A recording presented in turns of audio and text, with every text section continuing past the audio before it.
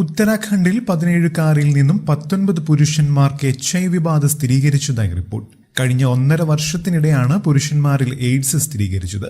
മയക്കുമരുന്നിന് അടിമയായിരുന്ന പെൺകുട്ടി ഇതിന് പണം കണ്ടെത്താനായാണ് പുരുഷന്മാരുമായി ശാരീരിക ബന്ധത്തിലേർപ്പെട്ടതെന്നാണ് റിപ്പോർട്ട്. കഴിഞ്ഞ വർഷം ഒക്ടോബറിൽ ഉത്തരാഖണ്ഡിലെ നൈനിറ്റാൽ ജില്ലയിലെ ഗുലാർഘട്ട് പ്രദേശത്താണ് ആദ്യ സംഭവം പുറത്തുവന്നത്. നാട്ടിലെ നിരവധി പുരുഷന്മാരുമായി പെൺകുട്ടി ലൈംഗിക ബന്ധത്തിലേർപ്പെടുകയും അവരിൽ പലരും HIV പോസിറ്റീവ് ആവുകയും ചെയ്തു.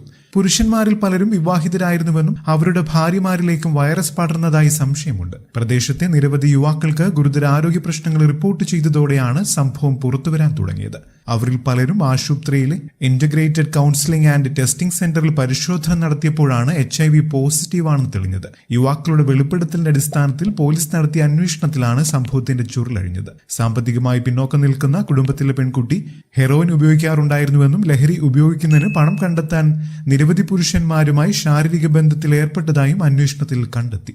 കൂടുതൽ വാർത്തകൾക്കും വിശേഷങ്ങൾക്കുമായി ഈ ചാനൽ സബ്സ്ക്രൈബ് ചെയ്യാനും മറക്കല്ലേ. നന്ദി.